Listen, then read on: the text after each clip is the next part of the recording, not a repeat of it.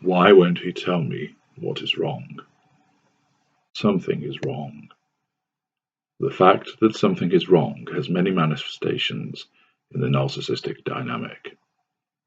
You may experience a sudden eruption of temper, the instigation of a silent treatment, as you follow us around the house, trying to draw from us what on earth is the matter.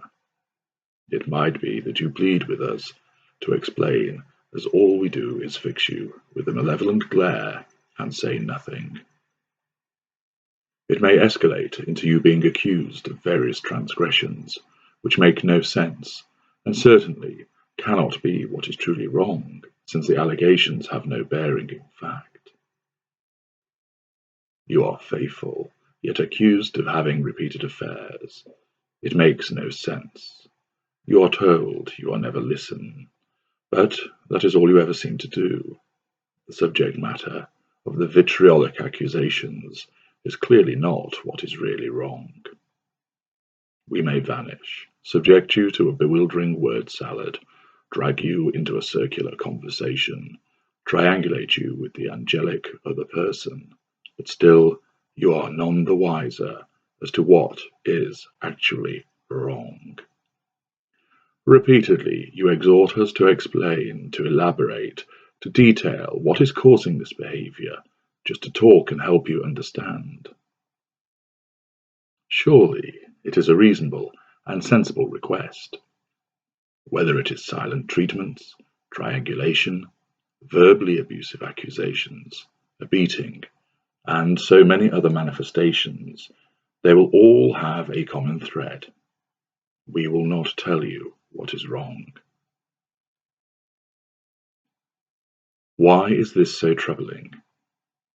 Leaving aside the unpleasantness of being hit, called names, and all the other effects of the various manipulations which are used against you, the simple fact is, people do not like not knowing things. Being in the dark is perplexing and causes anxiety. Not knowing something unsettles people, has them uncertain and bewildered. Just like not knowing whether you have secured a promotion, got the grades from your exam results, where your youngest child is when you are in a supermarket, or what the outcome of a life-changing decision will be. The sensation of not knowing is one which causes anxiety for most people. This becomes especially problematic for empathic individuals.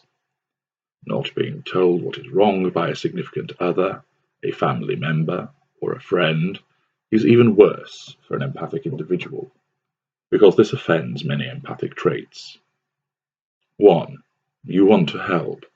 When you see that somebody is troubled by something, it is an instinctive reaction on your part to want to help them, and you cannot but help, but try to assist.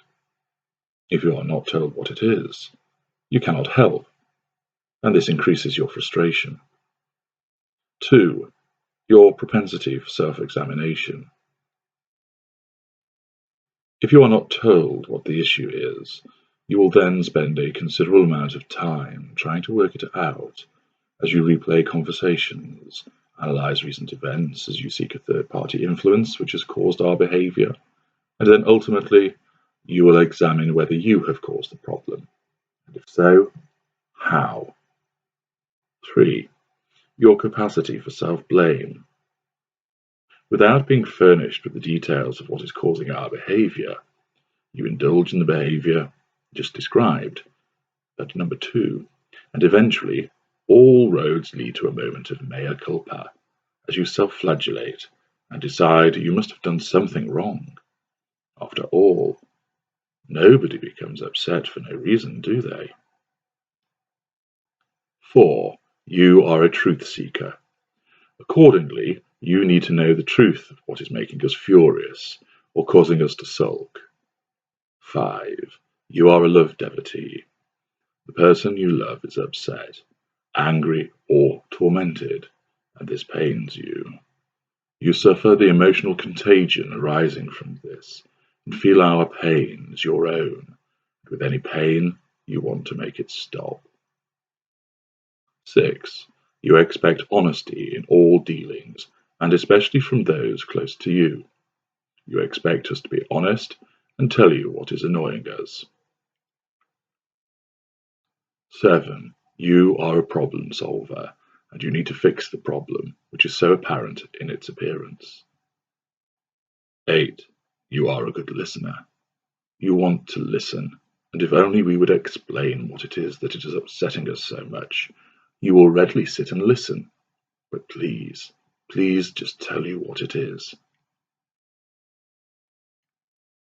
All of these factors mean that our failure to tell you what is wrong offends so much of what is important to you, with the result that you become concerned, confused, hurt, anxious, and even angry.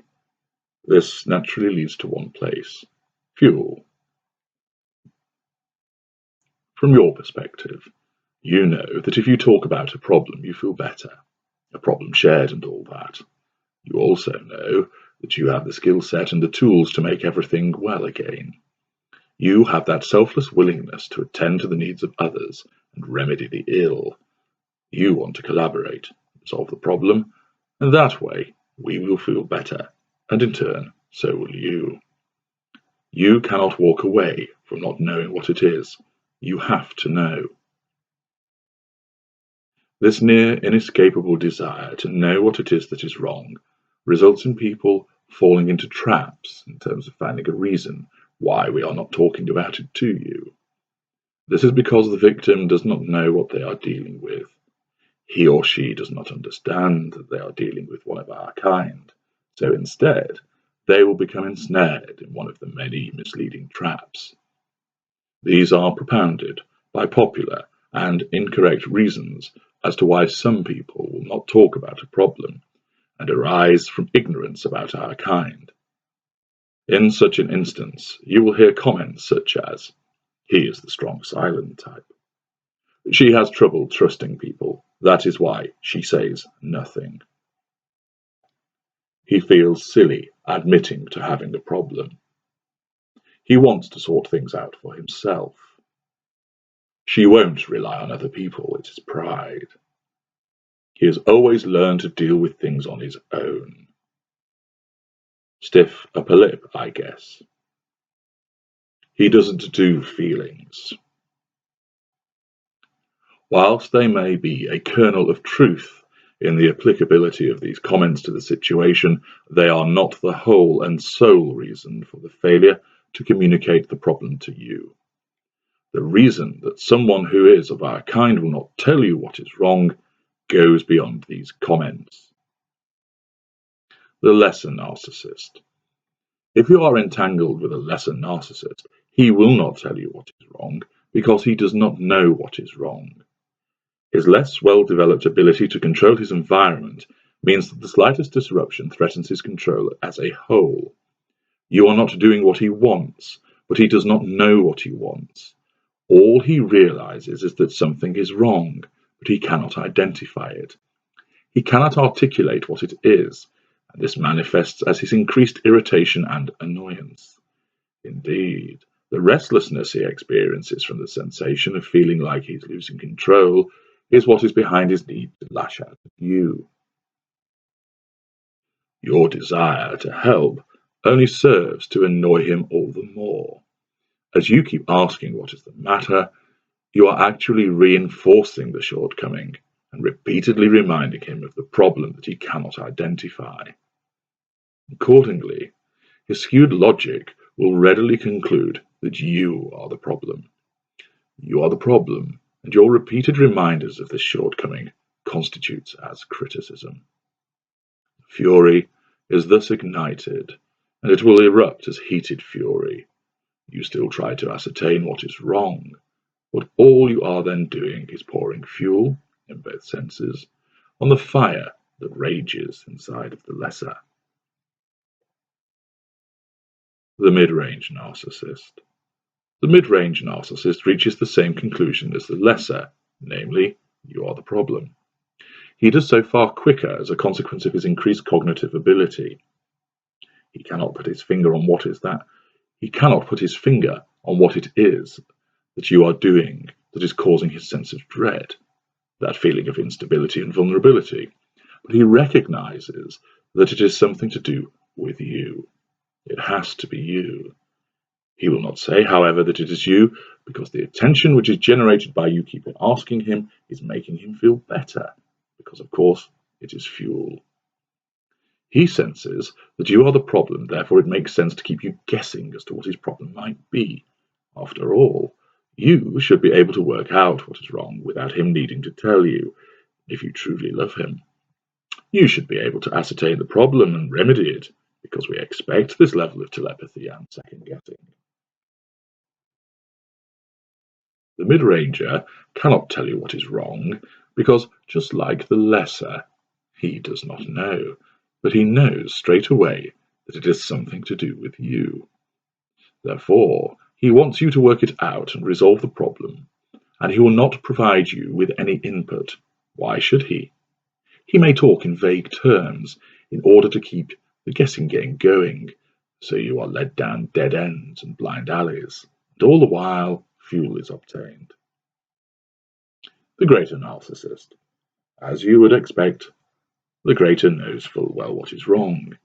He knows you are at fault, because of course everything has to be your fault, and this is because you are failing in your role.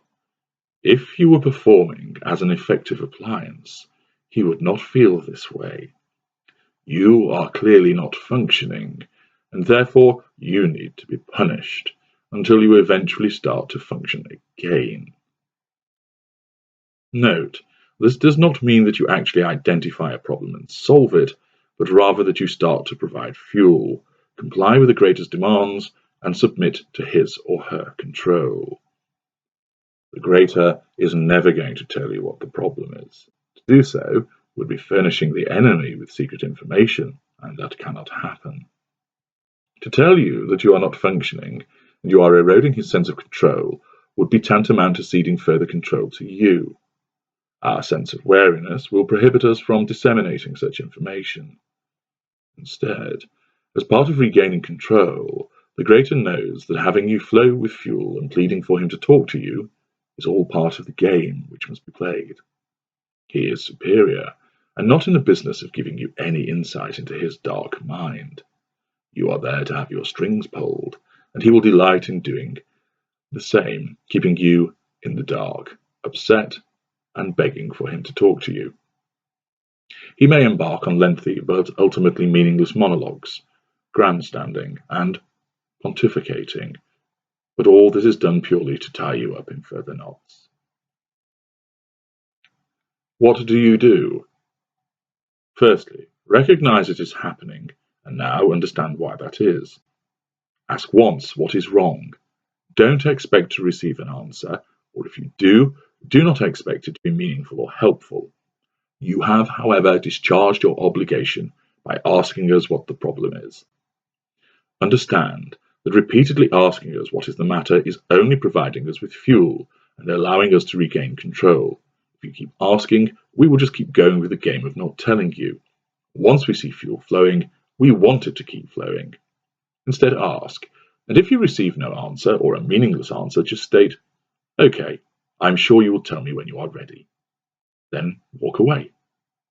You are not giving fuel, so we have not scented blood, and thus there is no feeding frenzy.